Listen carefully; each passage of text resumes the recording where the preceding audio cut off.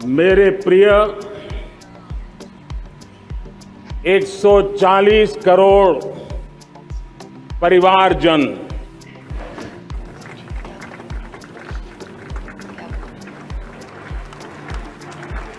दुनिया का सबसे बड़ा लोकतंत्र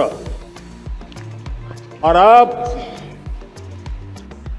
बहुत लोगों का अभिप्राय है कि जनसंख्या की दृष्टि से भी हम विश्व में नंबर 1 पर है। इतना बड़ा विशाल देश, 140 करोड़ देश कि मेरे भाई बहन, मेरे परिवारजन आज आजादी का पर्व मना रहे हैं। मैं देश के कोटि कोटि जनों को,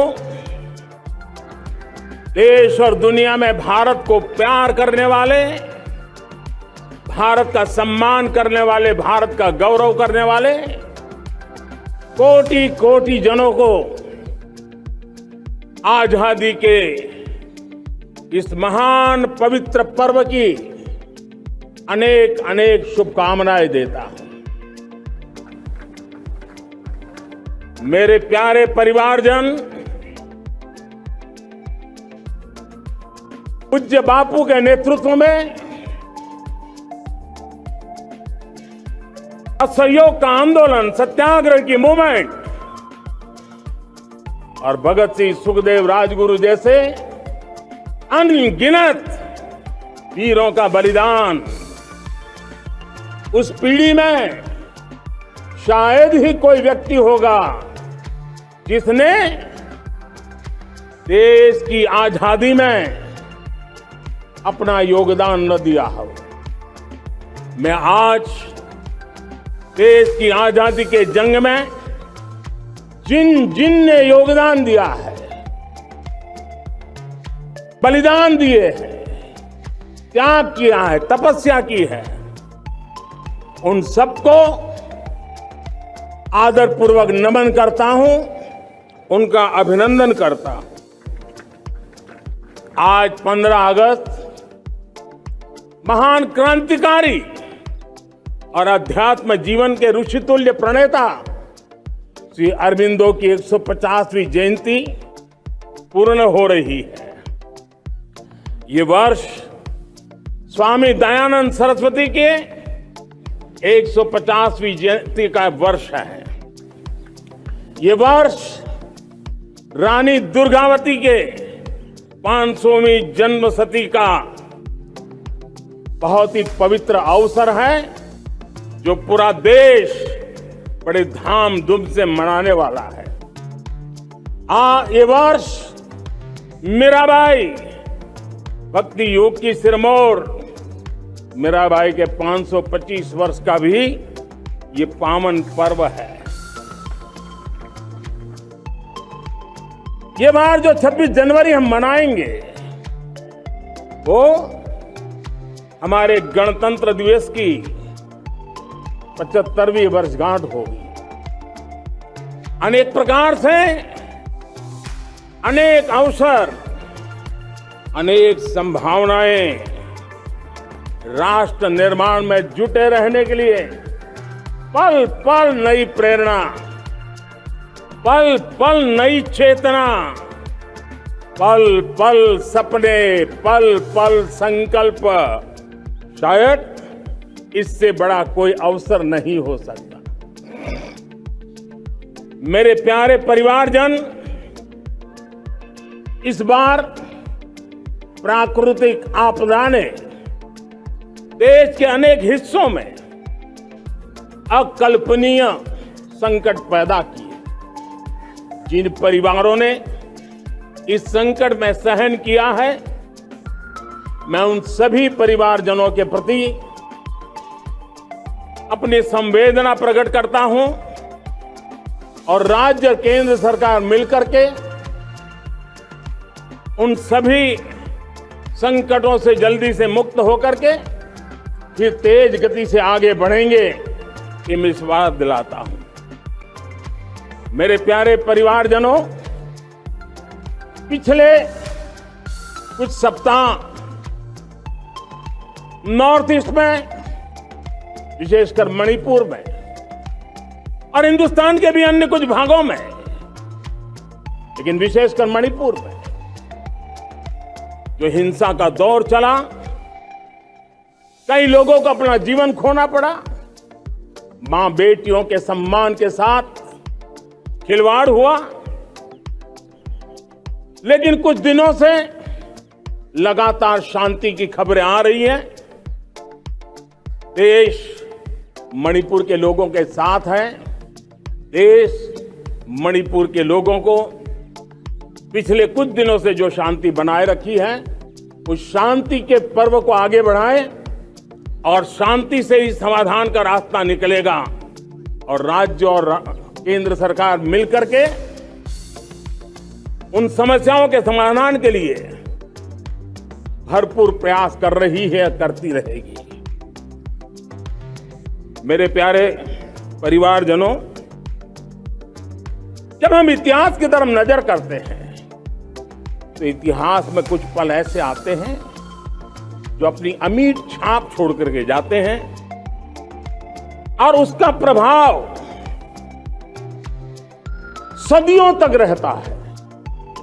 और कभी कभी शुरुआत में वो बहुत छोटा लगता है, छोटी सी घटना लगती है, लेकिन वो अनेक समस्याओं की जड़ बन जाती है।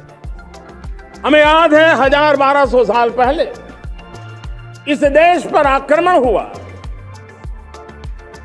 एक छोटे से राज्य के छोटे से राजा का पराजय हुआ, लेकिन तब पता तक नहीं था कि एक घटना भारत को 1000 साल की गुलामी में फंसा देगी।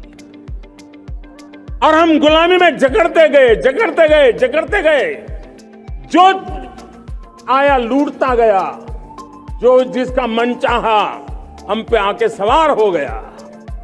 कैसा विपरीत काल रहा होगा वो 1000 साल का। मेरे प्यारे परिवारजनों, घटना छोटी क्यों ना हो, लेकिन 1000 साल तक प्रभाव छोड़ के रही। लेकिन मैं आज इस बात का जिक्र इसलिए करना चाहता हूं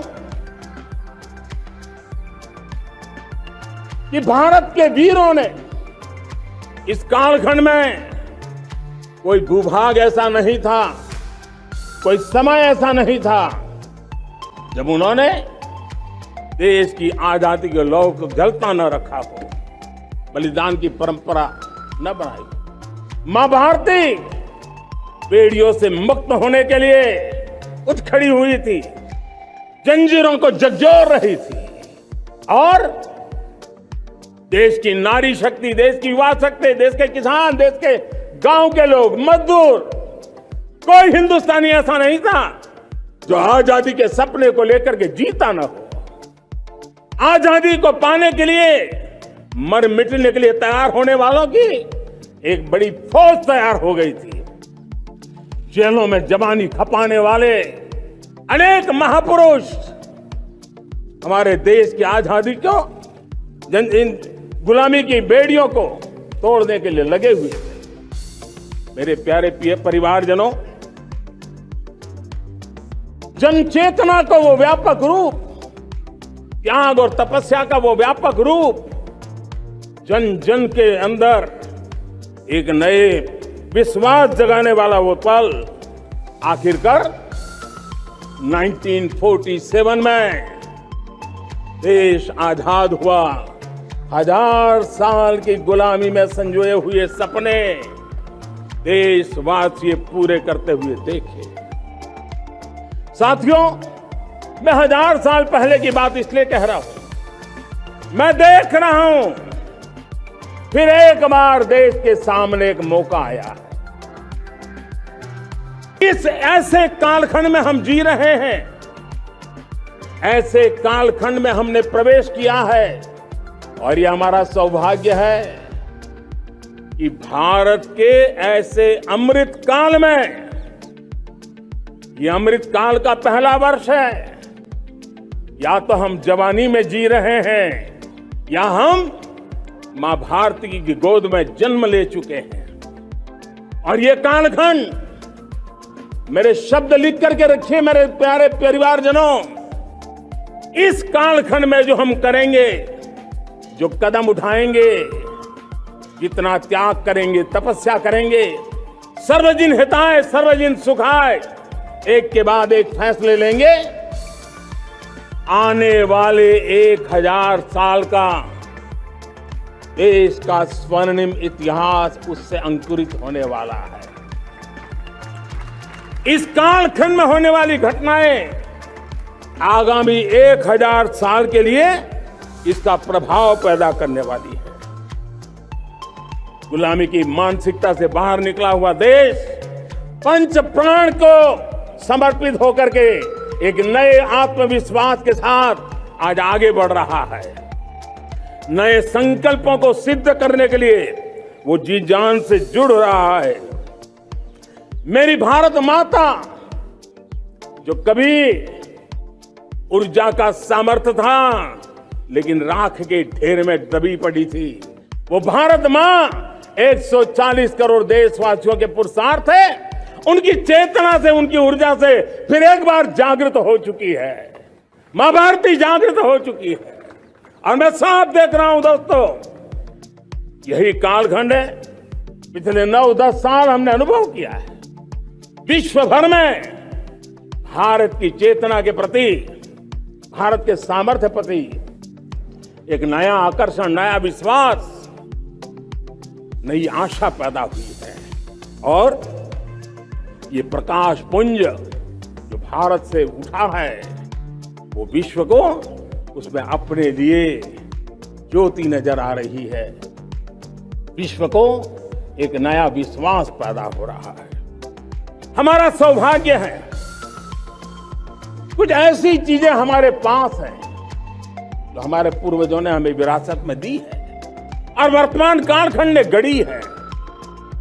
आज हमारे पास डेमोग्राफी है, आज हमारे पास डेमोक्रेसी है, आज हमारे पास डाइवर्सिटी है। डेमोग्राफी, डेमोक्रेसी और डाइवर्सिटी की ये त्रिवेणी भारत के हर सपने को साकार करने का सामर्थ्य रखती है। आज पूरे विश्व में लोग, वहां देशों की उम्र ढल रही है, ढलाव पर है, तब भारत यौवन की तरफ ऊर्जावान होकर के बढ़ रहा है। कितने बड़े गौरव का कालखंड है कि आज 30 साल की कम आयु की जनसंख्या दुनिया में सर्वाधिक कहीं है तो ये मेरे भारत मां की गोद में है, ये मेरे देश में है।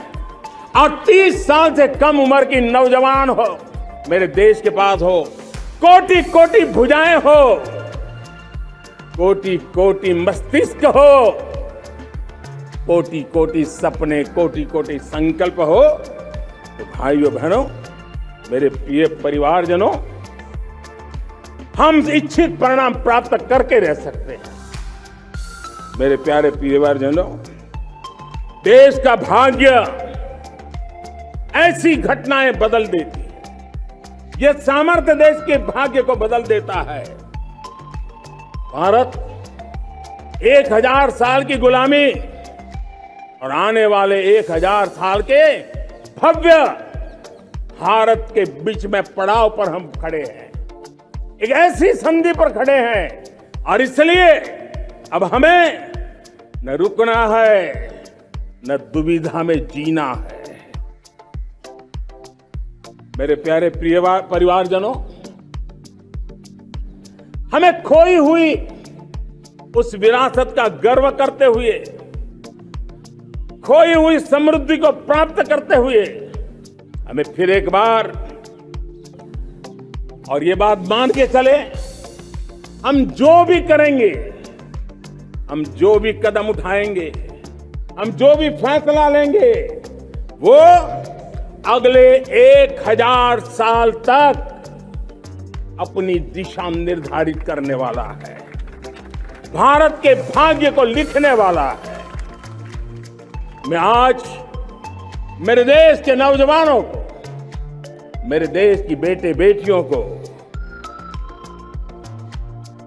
ये जरूर कहना चाहूंगा, जो सौभाग्य आज मेरे युवाओं को मिला, ऐसा सौभाग्य शायद ही किसी के नसीब होता है जो आपके नसीब हुआ है, और इसलिए हमें ये गंवाना नहीं है। युवा शक्ति पर मेरा भरोसा है, युवा शक्ति में सामर्थ्य है, और हमारी नीतियां, हमारी रीतियां भी उस युवा सामर्थ्य को और बल देने के लिए है। आज मेरे युवाओं ने दुनिया में पहले 3 स्टार्टअप इकोसिस्टम में भारत को स्थान दिला दिया है। विश्व के युवाओं को अचंभा हो रहा है भारत के इस सामर्थ्य को लेकर के, भारत की इस ताकत को देख करके। आज दुनिया टेक्नोलॉजी ड्रिवन है और आने वाला युग टेक्नोलॉजी से प्रभावित रहने वाला है, और तब टेक्नोलॉजी में भारत की जो टैलेंट है उसकी एक नई भूमिका रहने वाली है। साथियों, मैं पिछले दिनों G20 समिट में बाली गया था, और बाली में दुनिया के समृद्ध देश, दुनिया के विकसित देश भी, उनके मुखिया मुझे भारत की डिजिटल इंडिया की सफलता के लिए बारीकियों से जानने के लिए इच्छुक, हर कोई इसका सवाल पूछता था। और जब मैं उनको कहता था कि भारत ने जो कमाल किया है ना, वो दिल्ली, मुंबई, चेन्नई तक सीमित नहीं है। भारत ने जो कमाल कर रहा है, मेरे टियर 2, टियर 3 सिटी के युवा भी आज मेरे देश का भाग्य गढ़ रहे हैं, छोटे छोटे स्थान के मेरे नौजवान। और मैं आज बड़े विश्वास से कहता हूं, देश का ये जो सामर्थ्य नया नजर आ रहा है, और इसलिए मैं कहता हूं, हमारे छोटे शहर आकार और आबादी में छोटे हो सकते हैं। ये हमारे छोटे छोटे शहर, हमारे कस्बे आकार और आबादी में छोटे हो सकते हैं, लेकिन आशा और आकांक्षा, प्रयास और प्रभाव वो किसी से कम नहीं है। वो सामर्थ्य उनके अंदर है। नए ऐप, नए सॉल्यूशन, टेक्नोलॉजी डिवाइस। अब खेलों की दुनिया देखिए, कौन बच्चे हैं क्योंकि झोंपड़ी से निकले हुए बच्चे आज खेलों की दुनिया में पराक्रम दिखा रहे हैं। छोटे छोटे गांव के, छोटे छोटे कस्बे के नौजवान, हमारी बेटे बेटियां आज कमाल दिखा रहे हैं। अब देखिए, मेरे देश की 100 जितनी स्कूल ऐसी हैं जहां के बच्चे सैटेलाइट बना करके सैटेलाइट छोड़ने की तैयारियां कर रही हैं। आज हजारों टिंकरिंग लैब नए वैज्ञानिकों का गर्भाधान कर रही है। आज हजारों टिंकरिंग लैब लाखों बच्चों को साइंस और टेक्नोलॉजी के राह पर आगे बढ़ने के लिए प्रेरणा दे रही है। मैं मेरे देश के नौजवानों को कहना चाहता हूं, अवसरों की कमी नहीं है। आप जितने अवसर चाहेंगे, ये देश आसमान से भी ज्यादा अवसर आपने देने का सामर्थ्य रखता है। मैं आज लाल किले की प्राचीर से मेरे देश की माताओं, बहनों, मेरे देश की बेटियों को हृदय से अभिनंदन करना चाहता हूं। देश आज जब पहुंचा है, अब विशेष शक्ति जुड़ रही है मेरी माताओं, बहनों के सामर्थ्य की। आज देश प्रगति की राह पर चल पड़ा है, तो मैं मेरे किसान भाई बहनों का भी अभिनंदन करना चाहता हूं। ये आप ही का पुरुषार्थ है, ये आप ही का परिश्रम है कि देश आज कृषि क्षेत्र में आगे बढ़ रहा है। मैं मेरे मजदूरों का, मेरे श्रमिकों का, मेरे प्रिय परिवारजन, ऐसे कोटि कोटि श्रमिकों को आज मैं नमन करता हूं, उनका अभिनंदन कर रहा हूं। देश आज जो आधुनिकता की ओर बढ़ रहा है, विश्व की तुलना करने वाले सामर्थ्य के साथ नजर आ रहा है, उसके पीछे मेरे देश के मजदूरों का, मेरे देश के श्रमिकों का बहुत बड़ा योगदान है। आज समय कहता है कि लाल किले की प्राचीर से मैं उनका अभिनंदन करूं, उनका अभिवादन करूं। और ये मेरे परिवारजन 140 करोड़ देशवासी, मेरे इन श्रमिकों का, रेहड़ी पटरी वालों का, फूल सब्जी बेचने वालों का हम सम्मान करते हैं। मेरे देश को आगे बढ़ाने में, मेरे देश को प्रगति की नई ऊंचाई पर ले जाने में प्रोफेशनल्स की बहुत बड़ी भूमिका है, बढ़ती रही है। चाहे साइंटिस्ट हो, चाहे इंजीनियर्स हो, डॉक्टर्स हो, नर्सिस हो, शिक्षक हो, आचार्य हो, यूनिवर्सिटीज हो, गुरुकुल हो, हर कोई मां भारती का भविष्य उज्जवल बनाने के लिए अपनी पूरी ताकत से लगा हुआ है। मेरे प्यारे परिवारजनों,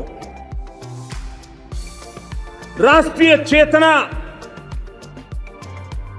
वो एक ऐसा शब्द है जो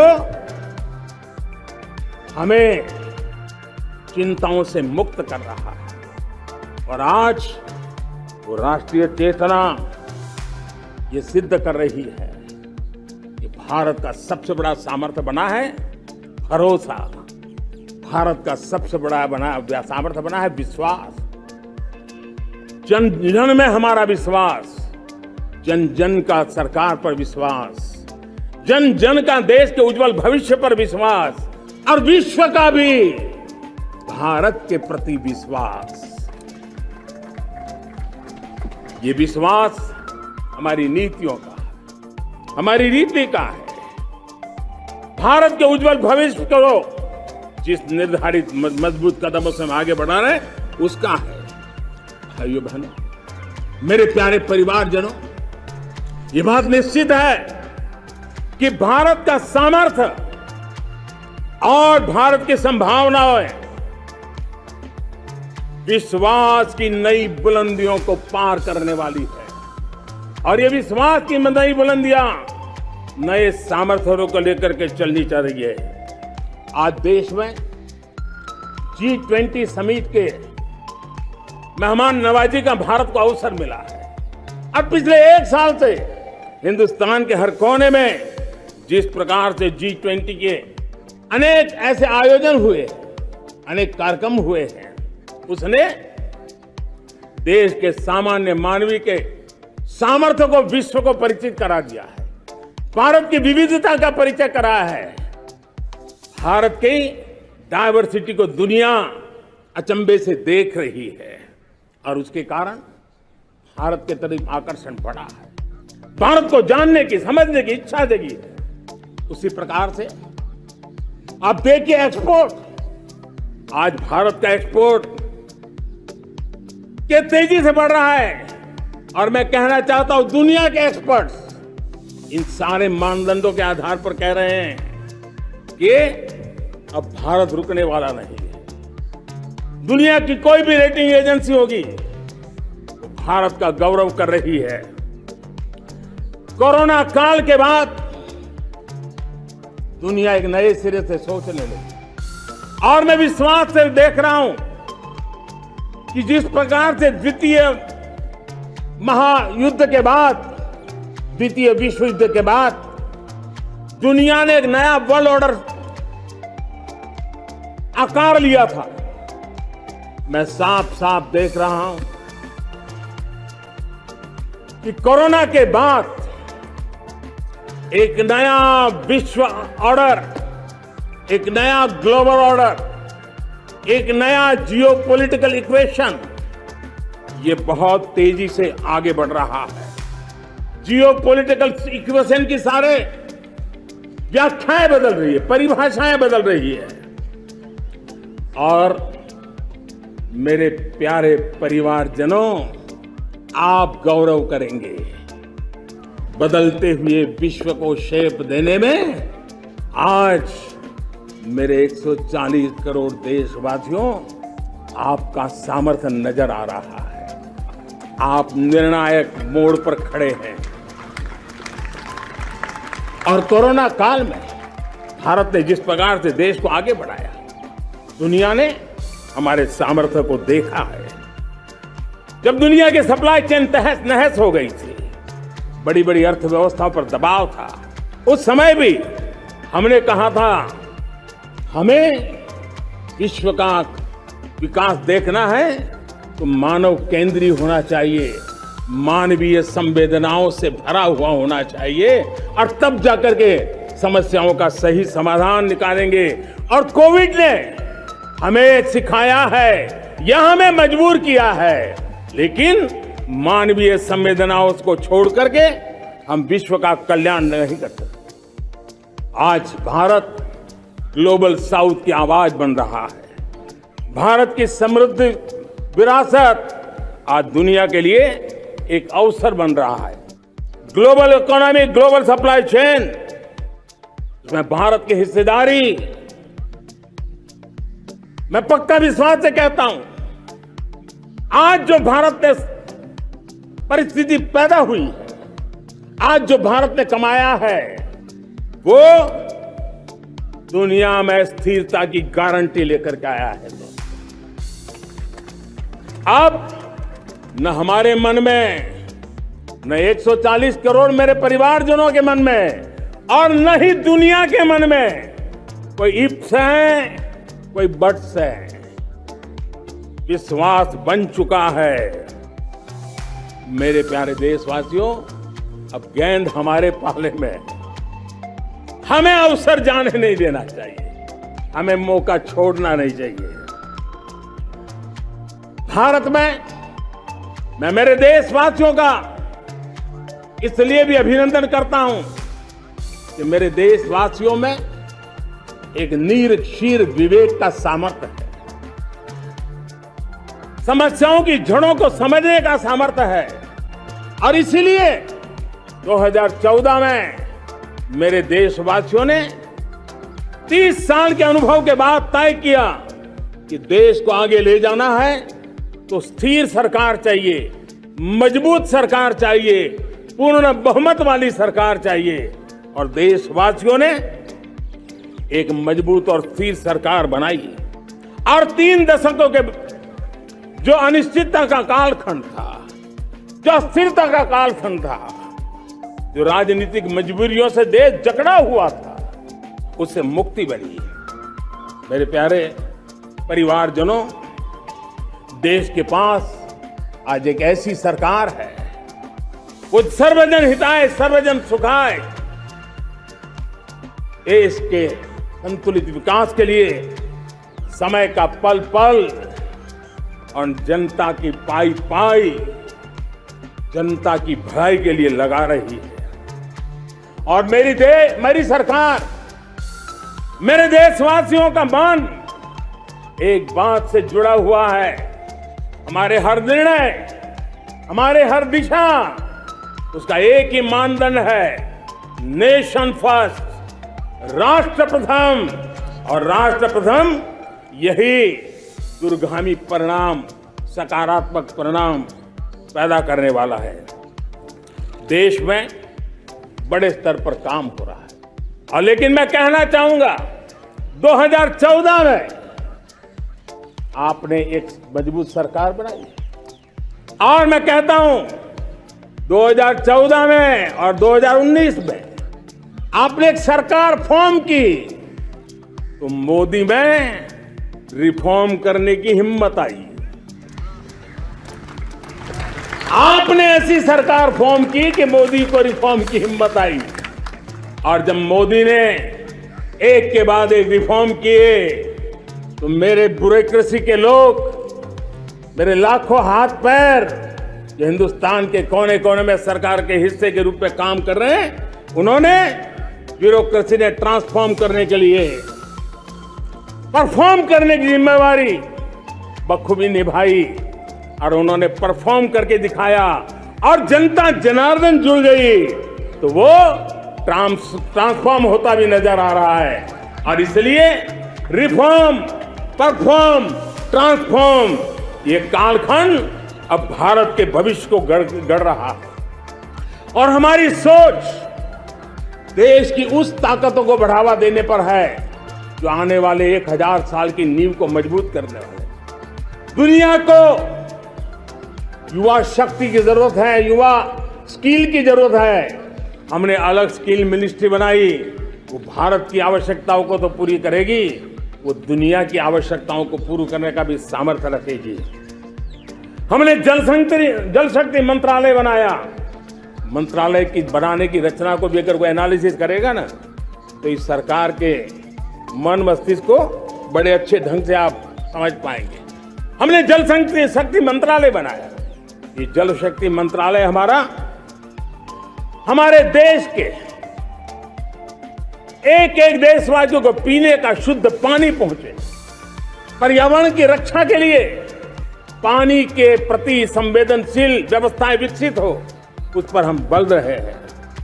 हमारे देश में कोरोना के बाद दुनिया देख रही है होलिस्टिक हेल्थ केयर, ये समय की मांग है। हमने अलग आयुष मंत्रालय बनाया और योग और आयुष आज दुनिया में अपना परचम लहरा रहे हैं। हमने दुनिया को हमारे कमिटमेंट के कारण विश्व का हमारे प्रति ध्यान गया है। अगर हम ही हमारे इस सामर्थ्य को नकार देंगे तो फिर दुनिया कैसे स्वीकार करेगी। लेकिन जब मंत्रालय बना तो दुनिया को भी उसका मूल्य समझ में आया। मत्स्य पालन, हमारा इतना बड़ा समुद्री तट, हमारे कोटि कोटि मछुआरे भाई बहन, उनका कल्याण भी हमारे दिलों में है। और इसलिए हमने अलग से मत्स्य पालन को लेकर के, पशुपालन को लेकर के, डेयरी को लेकर के अलग मंत्रालय की रचना की, ताकि समाज के जिस वर्ग के लोग पीछे रह गए उनको हम साथ लें। देश में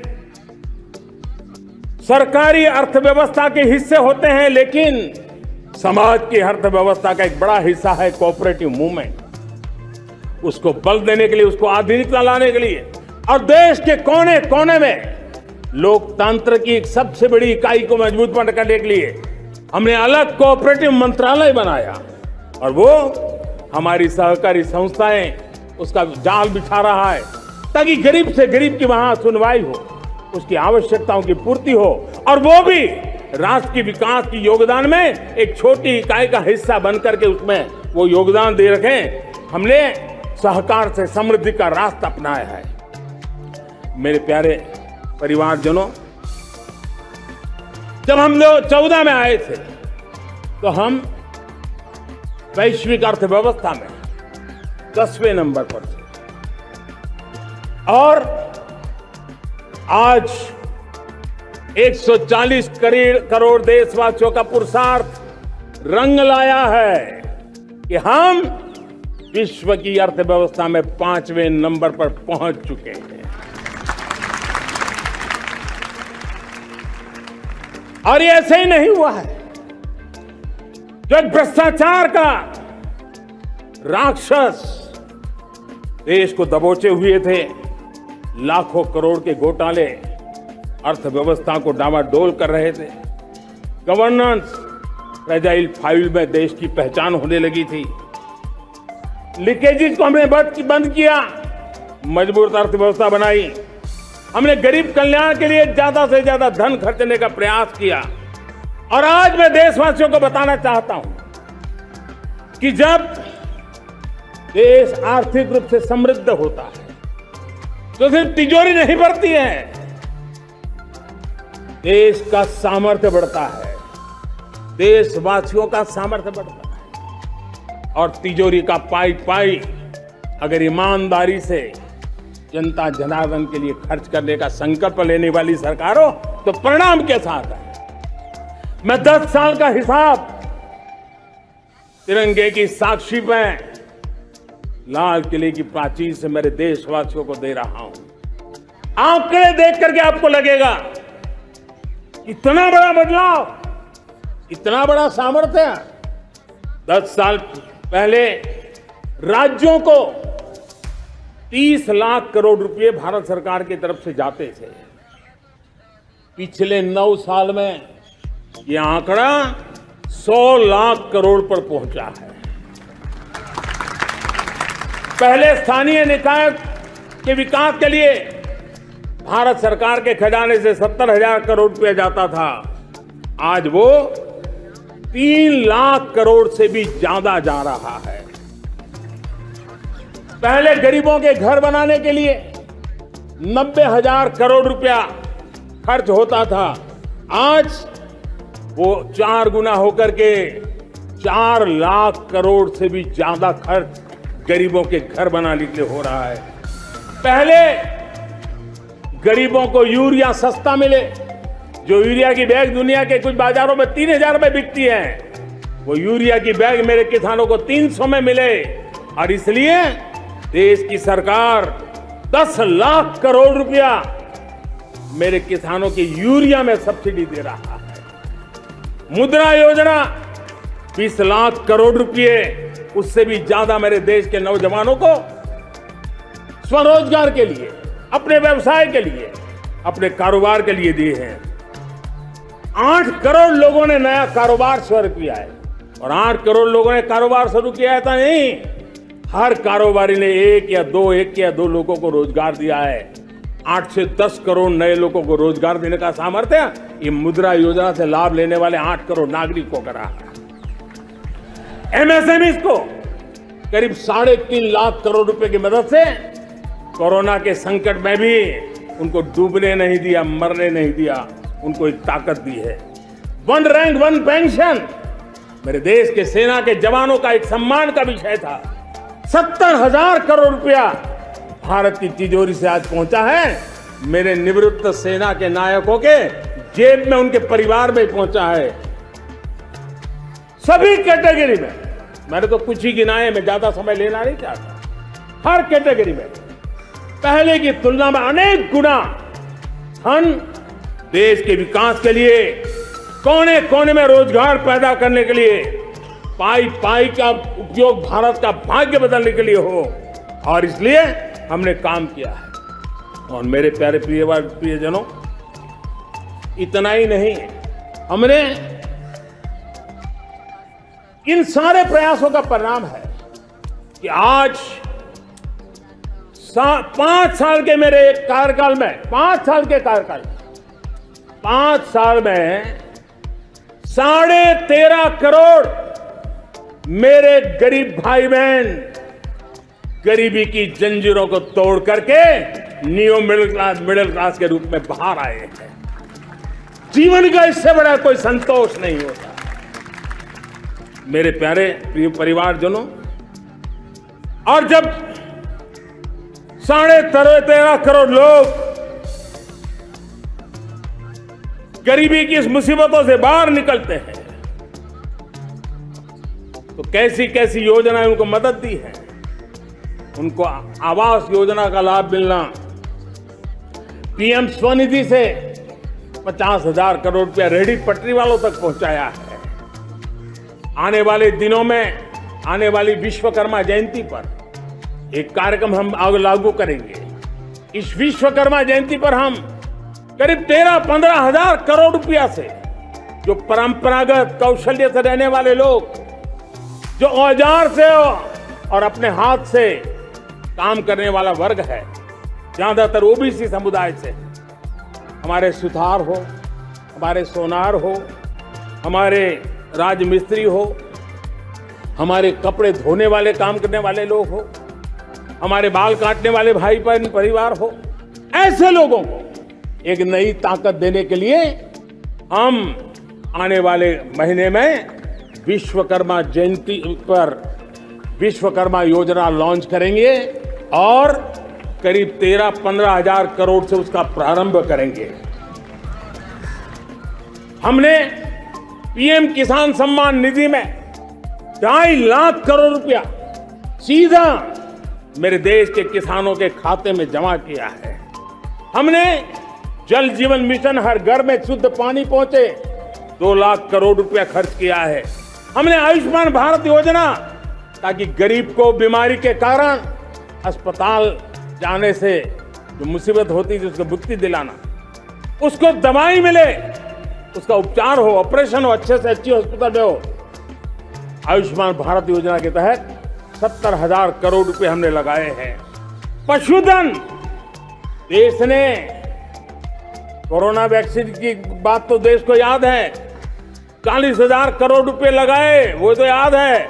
लेकिन आपको जानकर के खुशी होगी, हमने पशुधन को बचाने के लिए करीब करीब 15,000 करोड़ रुपया पशुधन के टीकाकरण के लिए लगाया है। मेरे प्यारे देशवासियों, मेरे प्यारे परिवारजनों, जन औषधि केंद्रों ने देश के सीनियर सिटीजन्स को, देश के मध्यम वर्गीय परिवार को एक नई ताकत दी है। जिस संयुक्त परिवार में अगर किसी को एक डायबिटीज जैसा हो जाए, 2-3 हजार रुपया दवाई का बिल स्वाभाविक हो जाता है। हमने जन औषधि केंद्र से जो दवाई बाजार में 100 रुपए में मिलती है, वो 10 रुपया, 15 रुपया, 20 रुपए में दी। और आज देश में 1,000 जन औषधि केंद्रों से मेरे इन बीमारी में जिनको दवाई की जरूरत थी, ऐसे लोगों के करीब 20,000 करोड़ रुपया उनके जेब में बचा है। और ये ज्यादातर मध्यम वर्ग के परिवार के लोग हैं। लेकिन आज उसकी सफलता को देखते हुए मैं देशवासियों को कहना चाहता हूं, जैसे हम एक विश्वकर्मा योजना लेकर के समाज के उस वर्ग को छूने वाले हैं, अब देश में 10,000 जन औषधि केंद्र से हम 25,000 जन औषधि केंद्र का लक्ष्य लेकर के आने वाले दिनों में काम करने वाले हैं। मेरे प्यारे परिवारजनों, जब देश में गरीबी कम होती है तो देश की मध्यम वर्ग की ताकत बहुत बढ़ती है। और अगर दुनिया में, और मैं आपको विश्वास दिलाता हूं, आने वाले 5 साल में मोदी का गारंटी है, देश पहले 3 वैश्विक इकोनॉमी में अपना जगह ले लेगा। ये पक्का जगह ले लेगा। आज जो 13.5 करोड़ गरीबी से बाहर आए हुए लोग हैं, वो एक प्रकार से मध्यम वर्ग की ताकत बन जाते हैं।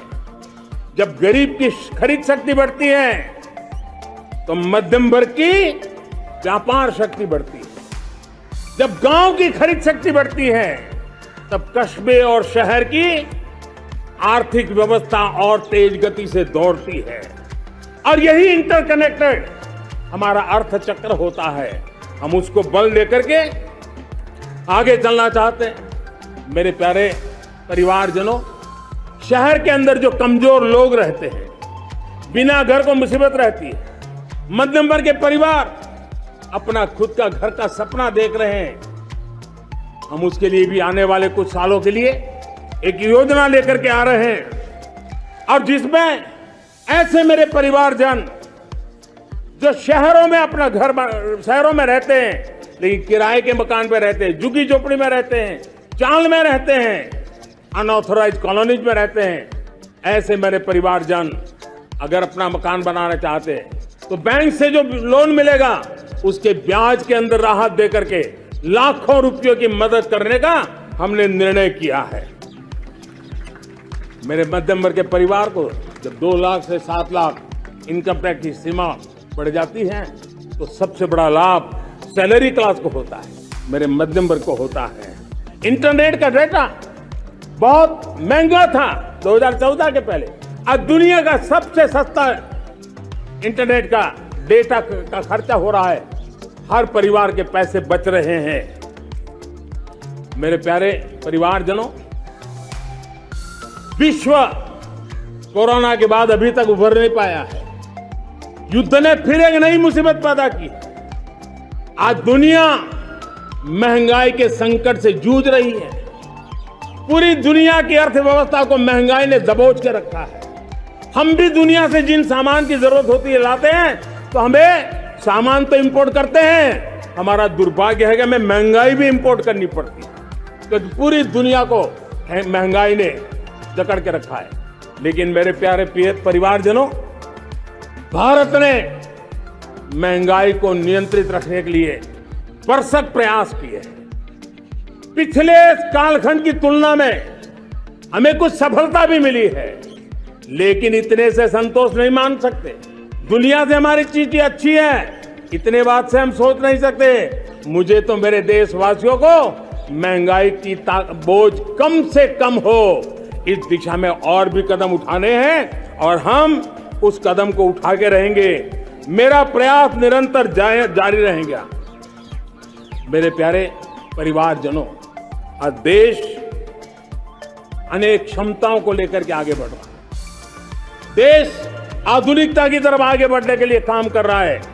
आज देश रिन्यूएबल एनर्जी पे काम कर रहा है। आज देश ग्रीन हाइड्रोजन पे काम कर रहा है। देश की स्पेस पे क्षमता बढ़ रही है तो देश की डीप सी मिशन में भी सफलता के साथ आगे चल रहा है। देश में रेल आधुनिक हो रही है तो वंदे भारत बुलेट ट्रेन भी आज देश के अंदर काम कर रही है।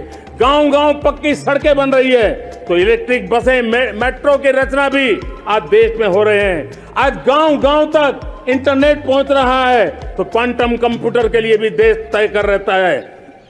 नैनो यूरिया, नैनो डीएपी उस पर काम हो रहा है तो दूसरी तरफ जैविक खेती पर भी हम बल दे रहे हैं।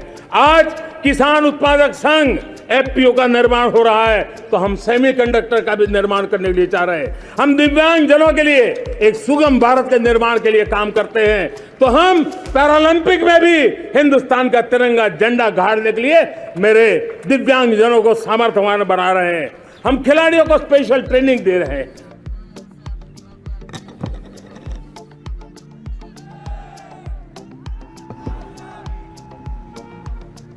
आज भारत पुरानी सोच, पुराने ढर्रे को छोड़ करके लक्ष्यों को तय करके लक्ष्यों को प्राप्त करने की राह से चल रहा है। और जब मैं कहता हूं ना कि जिसका शिलान्यास हमारी सरकार करती है उसका उद्घाटन भी हमारे कालखंड में करते हैं। इन दिनों जो मैं शिलान्यास कर रहा हूं ना, आप लिख के रखिए, उसके उद्घाटन भी आप सबने मेरे नसीब में ही छोड़े हुए हैं। हमारी कार्य संस्कृति बड़ा सोचना, दूर का सोचना, सर्वजन हिताय सर्वजन सुखाय सोचना, यह हमारी कार्यशैली रही है। और सोच से भी ज्यादा, संकल्प से भी ज्यादा हासिल कैसे करना, इस ऊर्जा के साथ हम काम करते हैं। हमने आजादी के काल अमृत महोत्सव में 75,000 अमृत सरोवर बनाने का संकल्प किया था। उस समय हमने हर जिले में 75 अमृत सरोवर बनाने का संकल्प किया था। करीब 50-55 हजार अमृत सरोवर की कल्पना की थी, लेकिन आज करीब 75,000 अमृत सरोवर का काम निर्माण हो रहा है। ये अपने आप में बहुत बड़ा काम हो रहा है। जनशक्ति और जल शक्ति की ताकत भारत के पर्यावरण की रक्षा में भी काम आने वाली है। 18,000 गांवों तक बिजली पहुंचाना, जनधन बैंक खाते खोलना, बेटियों के लिए शौचालय बनाना, सारे टारगेट समय के पहले पूरी शक्ति से पूरे करेगा। और जब भारत ठान लेता है तो उसे पूरा करके रहता है। ये हमारा ट्रैक रिकॉर्ड कहता है। 200 करोड़ वैक्सीनेशन का काम, दुनिया हमें जब पूछती है 200 करोड़ सुनती है, उनकी आंखें फट जाती है। इतना बड़ा काम ये मेरे देश के आंगनवाड़ी वर्कर, हमारी आशा वर्कर, हमारी हेल्थ वर्कर, उन्होंने करके दिखा। यह मेरे देश का सामर्थ्य है। 5G को रोल आउट किया, दुनिया में सबसे तेज गति से 5G रोल आउट करने वाला मेरा देश है। 700 से अधिक जिलों तक हम पहुंच चुके हैं और अब 6G की भी तैयारी कर रहे हैं। हमने टास्क फोर्स बना दिया है।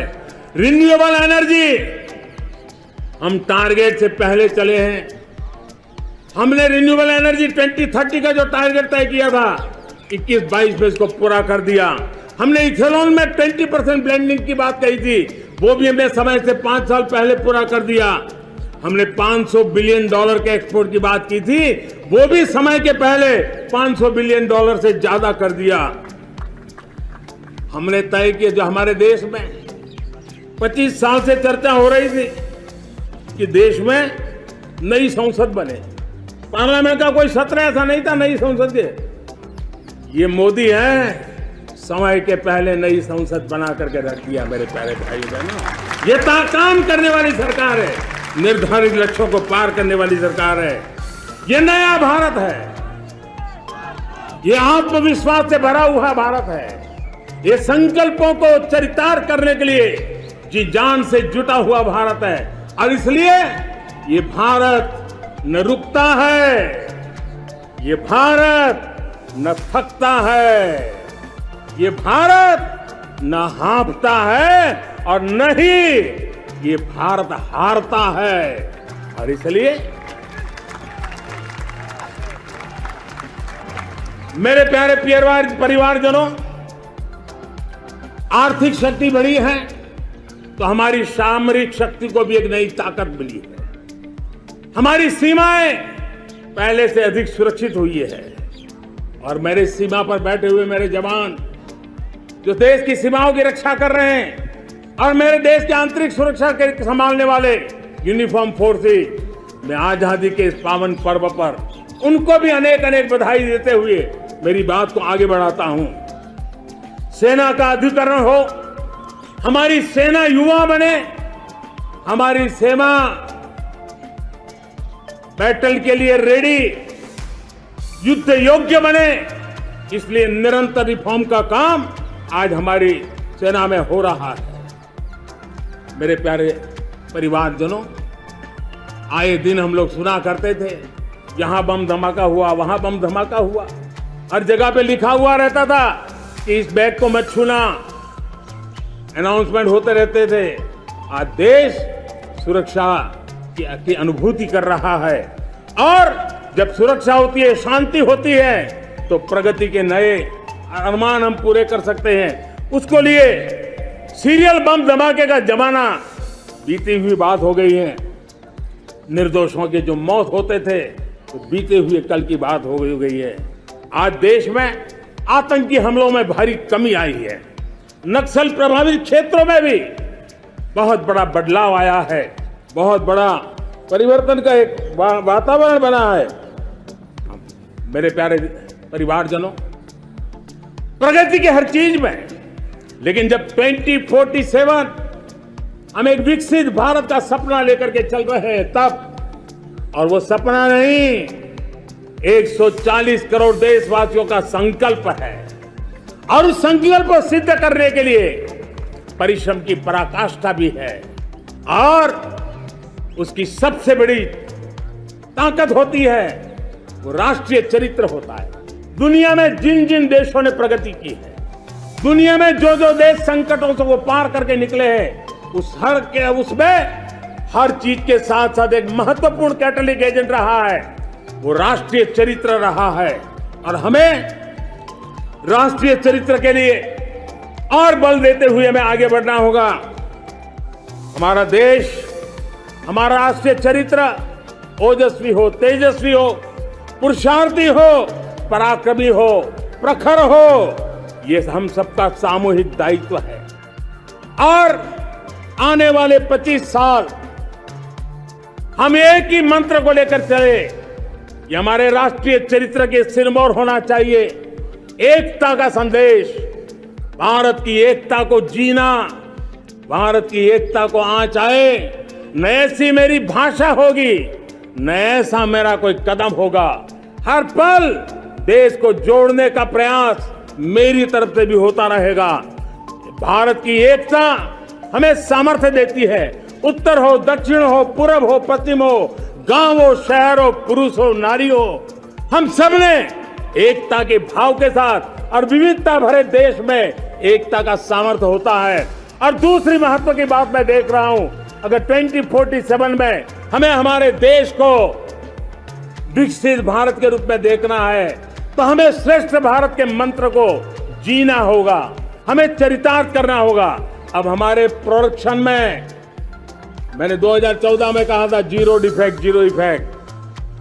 दुनिया के किसी भी टेबल पर मेक इन इंडिया चीज हो तो दुनिया को विश्वास होना चाहिए, इससे बेहतर दुनिया में कुछ नहीं हो सकता है। ये अल्टीमेट होगा। हमारी हर चीज, हमारी सर्विसेज होगी तो श्रेष्ठ होगी, हमारे शब्द की ताकत होगी तो श्रेष्ठ होगी, हमारी संस्थाएं होगी तो श्रेष्ठ होगी, हमारी निर्णय प्रक्रियाएं होगी तो श्रेष्ठ होगी। ये श्रेष्ठता का भाव लेकर के हमें चलना होगा। तीसरी बात है, देश में आगे बढ़ाने के लिए एक अतिरिक्त शक्ति का सामर्थ्य भारत को आगे ले जाने वाला है और वो है विमेन लेड डेवलपमेंट। आज भारत गर्व से कह सकता है कि दुनिया में नागरिक उड्डयन में अगर किसी एक देश में सबसे ज्यादा विमेन पायलट है तो मेरे देश में है। आज चंद्रयान की गति हो, मून मिशन की बात हो, मेरी विमेन साइंटिस्ट उसका नेतृत्व कर रहे हैं। आज विमेन सेल्फ हेल्प ग्रुप हो, मेरी 2 करोड़ लखपति दीदी का लक्ष्य लेकर के आज विमेन सेल्फ हेल्प ग्रुप पे हम काम कर रहे हैं। हम हमारी नारी शक्ति के सामर्थ्य को बढ़ावा देते हुए विमेन लेड डेवलपमेंट के, और जब G20 में मैंने विमेन लेड डेवलपमेंट के विषय को आगे बढ़ाया है तो पूरा G20 समूह इसके महत्व को स्वीकार कर रहा है और उसके महत्व को स्वीकार कर करके वो उसको बहुत बल दे रहे हैं। उसी प्रकार से भारत विविधताओं से भरा देश है। असंतुलित विकास के हम शिकार रहे हैं। मेरा पराया का के कारण हमारे देश के कुछ हिस्से उसके शिकार रहे हैं। अब हमें रीजनल एस्पिरेशंस को, संतुलित विकास को बल देना है और रीजनल एस्पिरेशंस को लेकर के उस भावना को हमें सम्मान देते हुए, जैसे हमारी भारत मां का कोई, हमारा शरीर का कोई अंग अगर अविकसित रहे तो हमारा शरीर विकसित नहीं माना जाएगा। हमारा शरीर का कोई अंग दुर्बल रहे तो हमारा शरीर स्वस्थ नहीं माना जाएगा। वैसे ही मेरी भारत माता, उसका कोई एक भूभाग भी, समाज का कोई तबका भी अगर दुर्बल रहे तो मेरी भारत माता समर्थ है, स्वस्थ है, ऐसा बैठ करके हम नहीं बैठ सकते। और इसलिए रीजनल एस्पिरेशंस को हमने एड्रेस करने की आवश्यकता है और इसलिए हम समाज का सर्वांगीण विकास हो, सर्वस्पर्शी विकास हो, भूभाग के हर क्षेत्र को उसकी अपनी ताकत को खिलने का अवसर मिले, उस दिशा में आगे बढ़ना चाहते हैं। मेरे प्यारे परिवारजनों, भारत एक मदर ऑफ डेमोक्रेसी है। भारत मॉडल ऑफ डाइवर्सिटी भी है। भाषाएं अनेक हैं, बोलियां अनेक हैं, परिधान अनेक है, विविधताएं बहुत है। हमने उन सारे लोगों को, सारों को आधार पर आगे बढ़ना है। मेरे प्यारे परिवारजनों, देश के जब मैं एकता की बात करता हूं तब अगर घटना मणिपुर में होती है तो पीड़ा महाराष्ट्र में होती है, अगर बाढ़ आसाम में आती है तो बेचैन केरला हो जाता है। हिंदुस्तान के किसी भी हिस्से में कुछ भी हो, हम एक अंगांगी भाव की अनुभूति करते हैं। मेरे देश की बेटियों पर जुल्म न हो, यह हमारा सामाजिक भी दायित्व है, यह हमारा पारिवारिक दायित्व भी है और ये देश के नाते हम सबका दायित्व है। आज जब अफगानिस्तान से गुरु ग्रंथ साहब के स्वरूप को लाते हैं तो पूरा देश गौरव की अनुभूति करता है। जब आज दुनिया के किसी देश में कोविड के काल में मेरा कोई सिख भाई लंगर लगाता है, भूखों को खिलाता है और दुनिया में वाहवाही होती है तो हिंदुस्तान का सीना चौड़ा हो जाता है।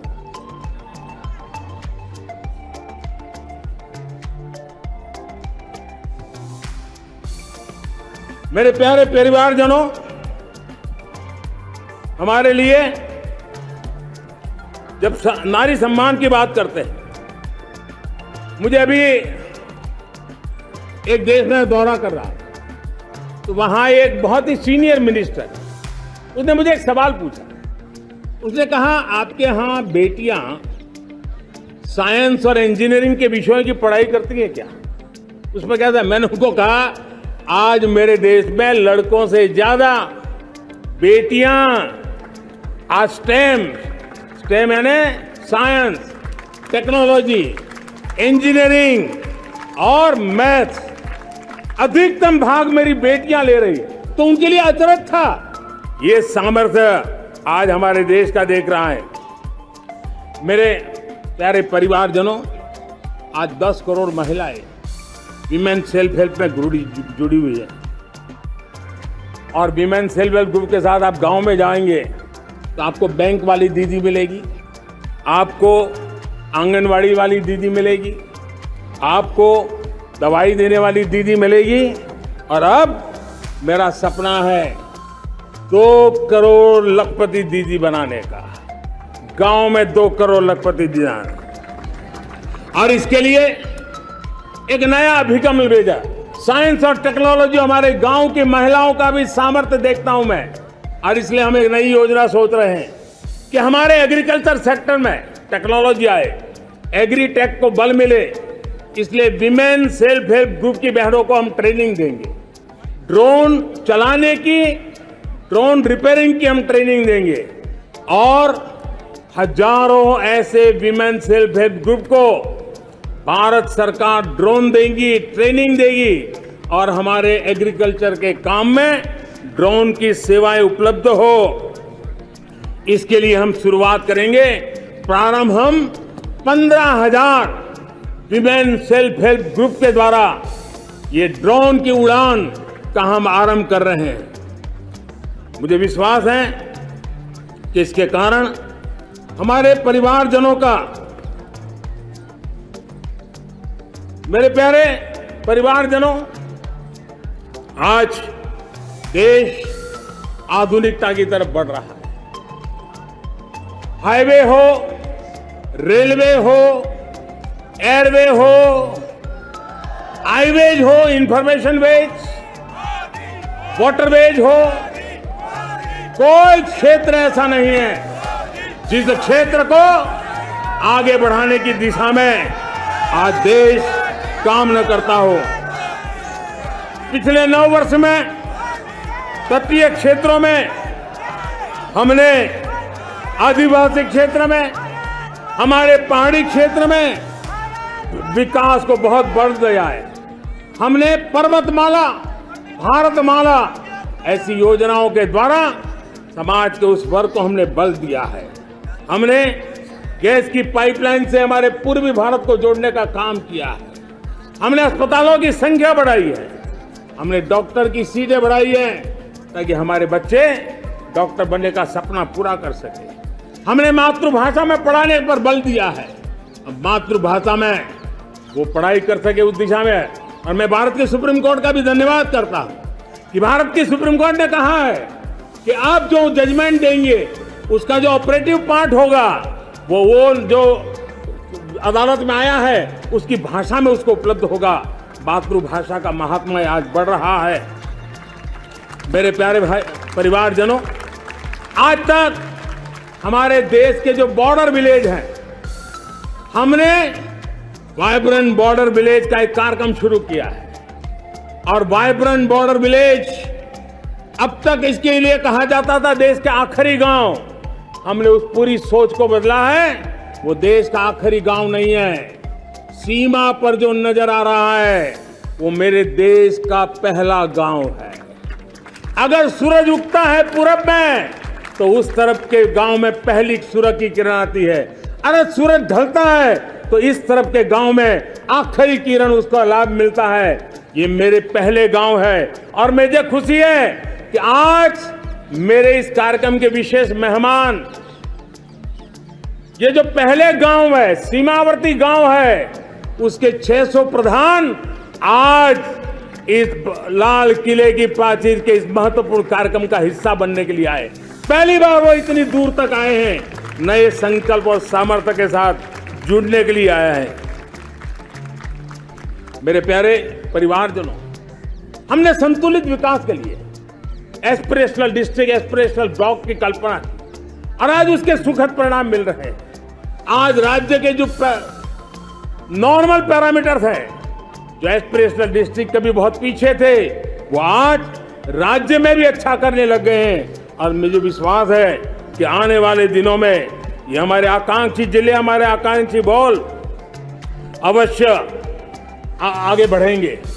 जैसे मैंने कहा था, भारत का चरित्र की चर्चा कर रहा था, तो मैंने पहला कहा था भारत की एकता, दूसरा कहा था भारत श्रेष्ठता की तरफ बल दें, तीसरा कहा था विमेन लेड डेवलपमेंट की मैंने बात कही थी, और मैं आज एक बात और कहना चाहता हूं कि हम जैसे रीजनल एस्पिरेशन, मैंने चौथी बात कही थी, पांचवी महत्व की बात, और भारत ने उस दिशा में ध्यान, और वो है हमारा राष्ट्रीय चरित्र विश्व मंगल के लिए सोचने वाला होना चाहिए। हमें देश को इतना मजबूत बनाना है जो विश्व मंगल के लिए भी अपनी भूमिका अदा करे। और आज कोरोना के बाद मैं देख रहा हूं जिस प्रकार से संकट की घड़ी में देश ने दुनिया की मदद की, उसका परिणाम है कि आज दुनिया में हमारा देश एक विश्व मित्र के रूप में, विश्व का अटूट साथी के रूप में आज मेरे देश की पहचान बनी है। हमें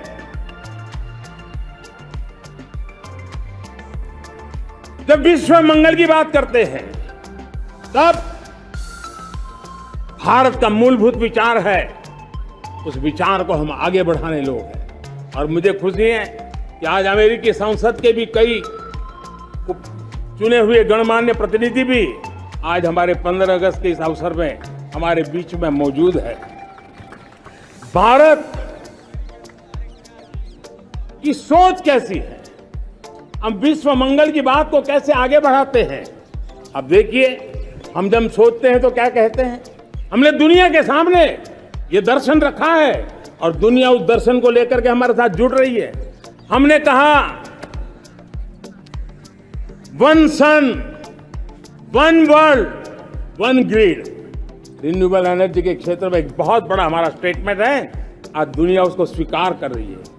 कोविड के बाद हमने दुनिया को कहा हमारा अप्रोच होना चाहिए वन अर्थ, वन हेल्थ।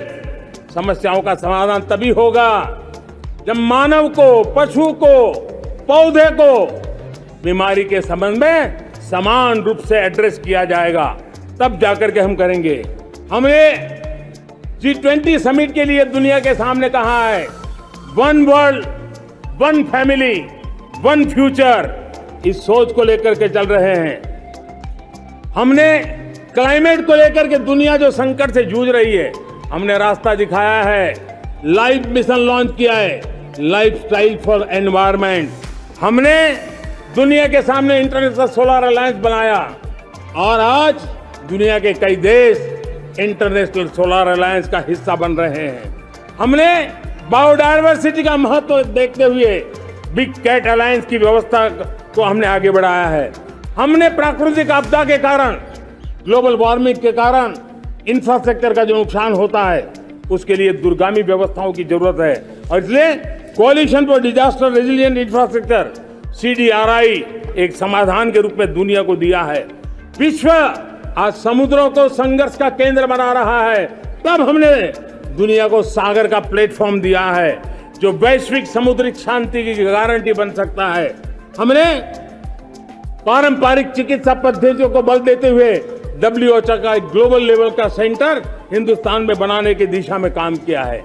हमने योग और आयुष के द्वारा विश्व कल्याण और विश्व के स्वस्थता की दिशा में काम किया है। और आज भारत विश्व मंगल की मजबूत नींव डाल रहा है।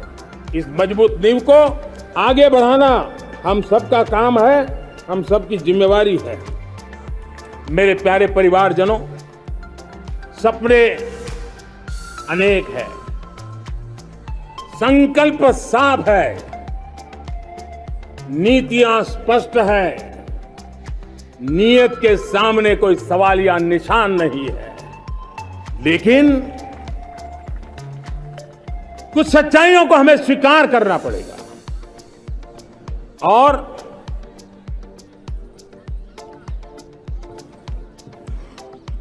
उसके समाधान के लिए मेरे प्रिय परिवारजनों, मैं आज लाल किले से आपकी मदद मांगने आया हूं। मैं लाल किले से आपके आशीर्वाद मांगने आया हूं, क्योंकि पिछले सालों मैंने देश को जो समझा है, देश की आवश्यकताओं को जो मैंने परखा है, और अनुभव के आधार पर मैं कह रहा हूं कि आज गंभीरतापूर्वक उन चीजों को हमें लेना होगा। आजादी के अमृत काल में 2047 में जब देश आजादी के 100 साल मनाएगा, उस समय दुनिया में भारत का तिरंगा झंडा विकसित भारत का तिरंगा झंडा होना चाहिए।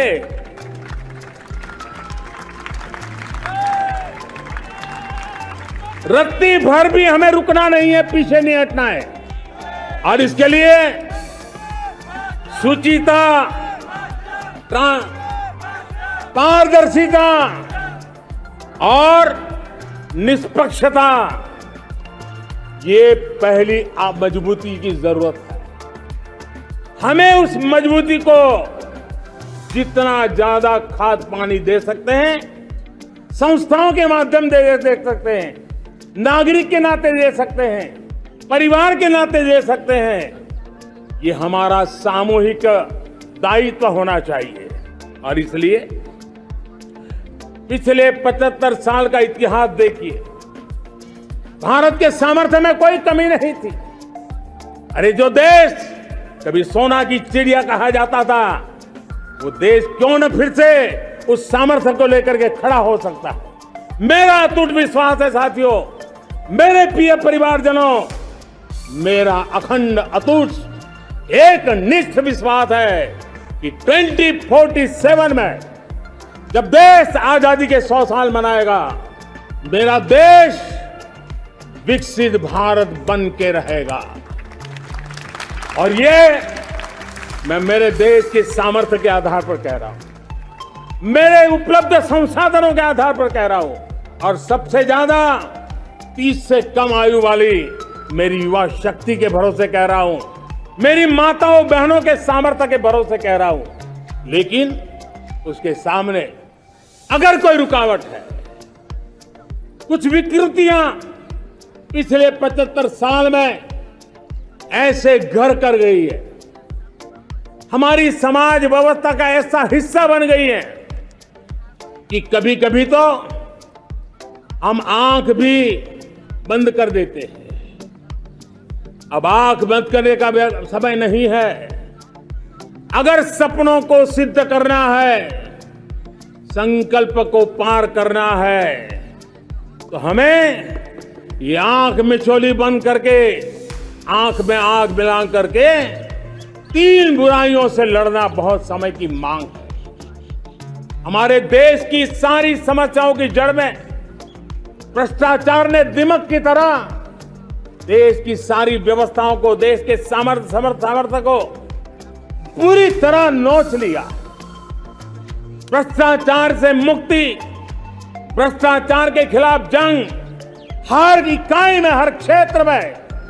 और मैं देशवासियों, मेरे प्रिय परिवारजनों, ये मोदी के जीवन का कमिटमेंट है, ये मेरे व्यक्तित्व का एक कमिटमेंट है कि मैं भ्रष्टाचार के खिलाफ लड़ाई लड़ता रहूंगा। दूसरा, हमारे देश को नोच लिया है परिवारवाद ने। इस परिवारवाद ने देश को जिस प्रकार से जकड़ के रखा है, उसने देश के लोगों का हक छीना है। और तीसरी बुराई तुष्टीकरण की है। ये तुष्टीकरण में भी देश के मूलभूत चिंतन को, देश के सर्व समावेशक हमारे राष्ट्रीय चरित्र को दाग लगा दिए, तहस नहस कर दिया है इन लोगों ने। और इसलिए मेरे प्यारे देशवासियों, इसलिए मेरे प्यारे परिवारजनों, हमें इन 3 बुराइयों के खिलाफ पूरे सामर्थ्य के साथ लड़ना है। भ्रष्टाचार, परिवारवाद, तुष्टीकरण, ये चुनौतियां हमारे ये ऐसी चीजें पनपी है जो हमारे देश के लोगों का जो आकांक्षा है उसका दमन करती है। हमारे देश के कुछ लोगों के पास जो छोटा मोटा सामर्थ्य है उसका शोषण करती है। ये ऐसी चीजें हैं जो हमारे लोगों की आशा आकांक्षाओं को सवाल या निशान में गाड़ देती है। हमारे गरीब हो, हमारे दलित हो, हमारे पिछड़े हो, हमारे पसमानदा हो, हमारे आदिवासी भाई बहन हो, हमारी माताएं बहनें हो, हमने सबने उनके हकों के लिए इन 3 बुराइयों से मुक्ति पानी है। हमें भ्रष्टाचार के खिलाफ एक नफरत का माहौल बनाना है। जैसे गंदगी हमें नफरत पैदा करती है ना, मन में गंदगी पसंद नहीं है, ये सार्वजनिक जीवन की इससे बड़ी कोई गंदगी नहीं हो सकती। और इसलिए हमारे स्वच्छता अभियान को एक नया मोड़ ये भी देना है कि हमें भ्रष्टाचार से मुक्ति पानी है। सरकार टेक्नोलॉजी से भ्रष्टाचार की मुक्ति के लिए बहुत प्रयास कर रही है। आपको जानकर के हैरानी होगी, इस देश में पिछले 9 साल में एक काम मैंने ऐसे किया, आंकड़ा सुनोगे तो लोग कहेंगे मोदी ऐसा करता है, जैसे 10 करोड़ लोग करीब जो गलत फायदा उठाते थे वो मैंने रोक दिया। तो आप में से कोई कहेगा आपने लोगों से अन्याय कर दिया। जी नहीं, ये 10 करोड़ कौन लोग थे? ये 10 करोड़ वो लोग थे जिनका जन्म ही नहीं हुआ था और उनके नाम पर उनके विडो हो जाते थे, वो वृद्ध हो जाते थे, वो दिव्यांग हो जाते थे, फायदे लिए जाते थे। 10 करोड़ ऐसे बेनामी जो चीजें चलती थी उसको रोकने का पवित्र काम, भ्रष्टाचारियों की संपत्ति जो हमने जब्त की है ना, वो पहले की तुलना में 20 गुना ज्यादा की है। मेरे प्यारे परिवारजनों, ये आपकी कमाई का पैसा लोग लेकर के भागे थे, 20 गुना ज्यादा संपत्ति को जब्त करने का। और इसलिए लोगों की मेरे प्रति नाराजगी होना बहुत स्वाभाविक है, लेकिन मुझे भ्रष्टाचार के खिलाफ की लड़ाई को आगे बढ़ाना है। हमारे सरकारी व्यवस्था ने पहले कैमरा के सामने तो कुछ हो जाता था, लेकिन बाद में चीजें अटक जाती थी। हमने पहले की तुलना में कई गुना ज्यादा अदालत में चार्जशीट की है और अब जमानतें भी नहीं मिलती हैं। वैसी पक्की व्यवस्था को लेकर के हम आगे बढ़ रहे हैं, क्योंकि हम ईमानदारी से भ्रष्टाचार के खिलाफ लड़ रहे हैं। आज परिवारवाद और तुष्टीकरण, इसने देश का बहुत बड़ा दुर्भाग्य किया है। अब लोकतंत्र में ये कैसे हो सकता है कि पॉलिटिकल पार्टी, और मैं विशेष बल दे रहा हूं पॉलिटिकल पार्टी, आज मेरे देश के लोकतंत्र में एक ऐसी विकृति आई है जो कभी भारत के लोकतंत्र को मजबूती नहीं दे सकती। और वो क्या है बीमारी? परिवारवादी पार्टियां। और उनका तो मंत्र क्या है? Party of the family, by the family and for the family. इनका तो जीवन मंत्र यही है कि उनकी पॉलिटिकल पार्टी, उनका राजनीतिक दल परिवार का, परिवार के द्वारा और परिवार के लिए, परिवारवाद और भाई भतीजावाद प्रतिभाओं के दुश्मन होते हैं, योग्यता को नकारते हैं, सामर्थ्य को स्वीकार नहीं करते हैं। और इसलिए परिवारवाद इस देश के लोकतंत्र की मजबूती के लिए उसकी मुक्ति जरूरी है। सर्वजन हिताय सर्वजन सुखाय, हर किसी को हक मिले इसलिए, और सामाजिक न्याय के लिए भी ये बहुत। उसी प्रकार से तुष्टीकरण ने सामाजिक न्याय का सबसे बड़ा नुकसान किया। अगर सामाजिक न्याय को तबाह किसने किया है तो ये तुष्टीकरण की सोच, तुष्टीकरण की राजनीति, तुष्टीकरण का सरकारी योजनाओं का तरीका, इसने सामाजिक न्याय को मौत के घाट उतार दिया है। और इसलिए हमें तुष्टीकरण, भ्रष्टाचार, ये विकास का सबसे बड़ा दुश्मन है।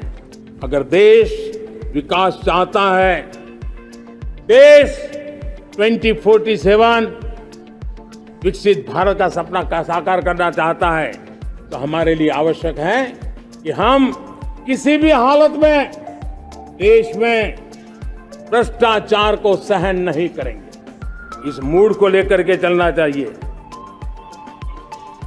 मेरे प्यारे परिवारजनों, हम सबका एक बहुत बड़ा महत्वपूर्ण दायित्व है। आपने जिस प्रकार से जिंदगी जी है, हमारे आने वाली पीढ़ी को ऐसी जिंदगी जीने के लिए मजबूर करना, यह हमारा गुनाह है। यह हमारा दायित्व है कि हमारे आने वाली पीढ़ी को हम ऐसा समृद्ध देश दें, ऐसा संतुलित देश दें, ऐसा सामाजिक न्याय की धरोहर वाला देश दें, ताकि छोटी छोटी चीजों को पाने के लिए उन्हें कभी भी संघर्ष न करना पड़े। हम सभी का कर्तव्य, हर नागरिक का कर्तव्य है, और ये अमृत काल कर्तव्य काल है। हम कर्तव्य से पीछे नहीं उठ सकते। हमें वो भारत बनाना है जो पूज्य बापू के सपनों का था। हमें वो भारत बनाना है जो हमारे स्वतंत्र सेनानियों का सपना था। हमें वो भारत बनाना है जो हमारे वीर शहीदों का था, हमारी वीरांगनाओं का था, जिन्होंने मातृभूमि के लिए अपना जीवन दे दिया था। मेरे प्यारे परिवारजनों, मैं जब 2014 में आपके पास आया था, तब 2014 में मैं परिवर्तन का वादा लेकर के आया था। 2014 में मैंने आपको वादा किया था, मैं परिवर्तन लाऊंगा, और 140 करोड़ मेरे परिवारजन, आपने मुझ पे भरोसा किया और मैंने विश्वास पूरा करने की कोशिश की। रिफॉर्म, परफॉर्म, ट्रांसफॉर्म, वो 5 साल जो वादा था वो विश्वास में बदल गया, क्योंकि मैंने परिवर्तन का वादा किया था। रिफॉर्म, परफॉर्म, ट्रांसफॉर्म के द्वारा मैंने इस वादे को विश्वास में बदल दिया। कठोर परिश्रम किया है, देश के लिए किया है, शान से किया है, सिर्फ और सिर्फ नेशन फर्स्ट, राष्ट्र सर्वोपरि, इस भाव से किया है। 2019 में परफॉर्मेंस के आधार पर आप सबने मुझे फिर से आशीर्वाद दिया। परिवर्तन का वादा मुझे यहां ले आया, परफॉर्मेंस मुझे दोबारा ले आया, और आने वाले 5 साल अभूतपूर्व विकास के हैं। 2047 के सपने को साकार करने का सबसे बड़ा स्वर्णिम पल आने वाले 5 साल है।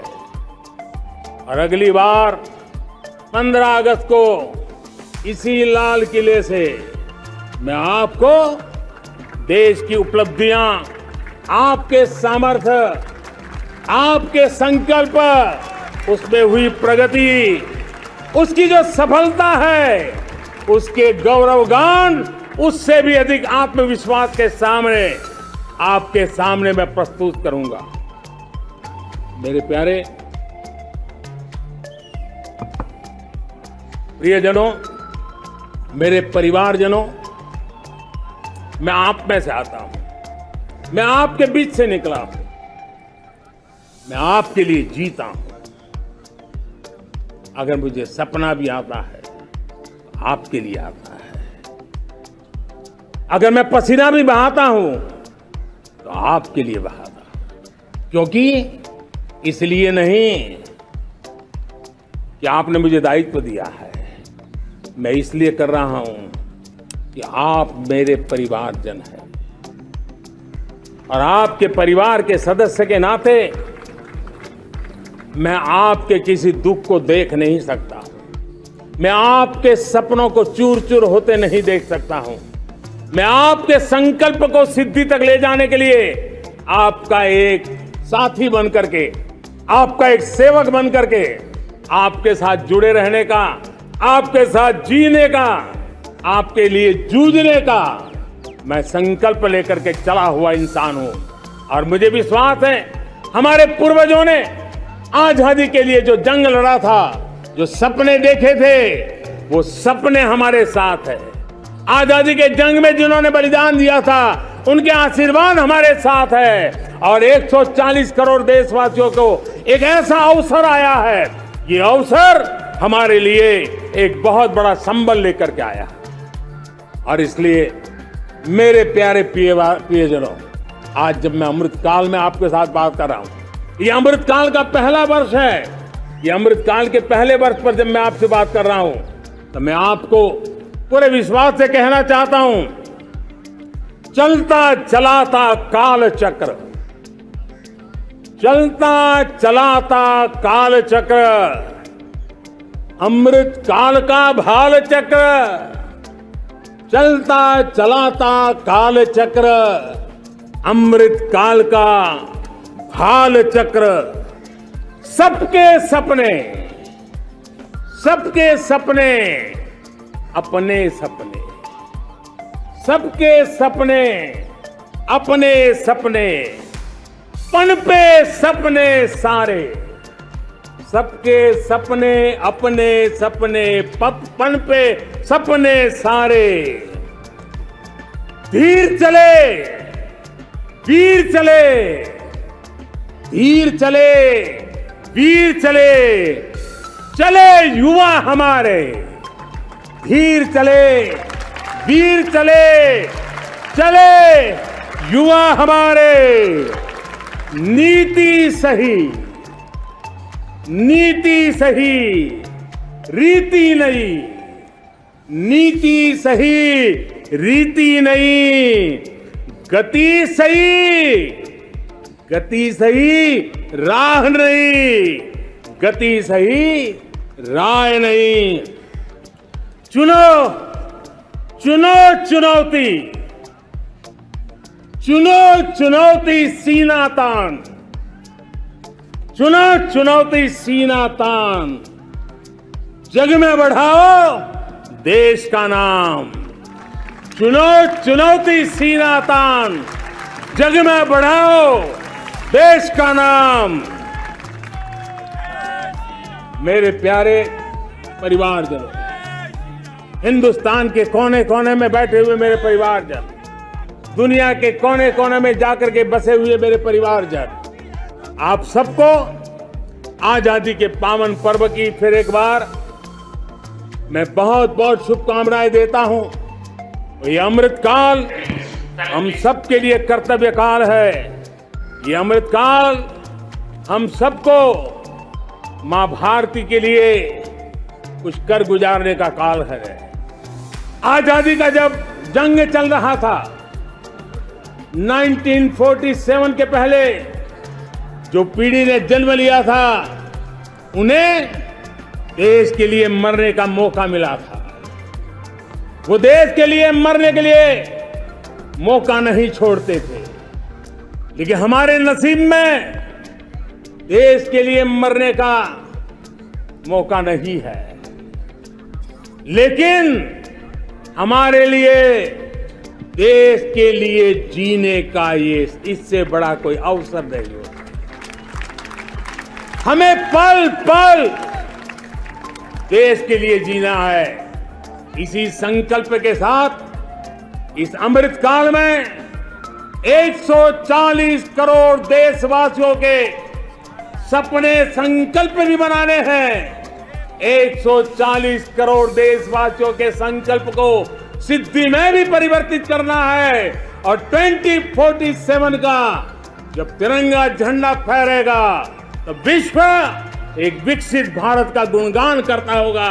इसी विश्वास के साथ, इसी संकल्प के साथ मैं आप सबको अनेक अनेक शुभकामनाएं देता हूं, बहुत बहुत बधाई देता हूं। जय हिंद, जय हिंद, जय हिंद। भारत माता की, भारत माता की, भारत माता की। वंदे, वंदे, वंदे। बहुत बहुत धन्यवाद।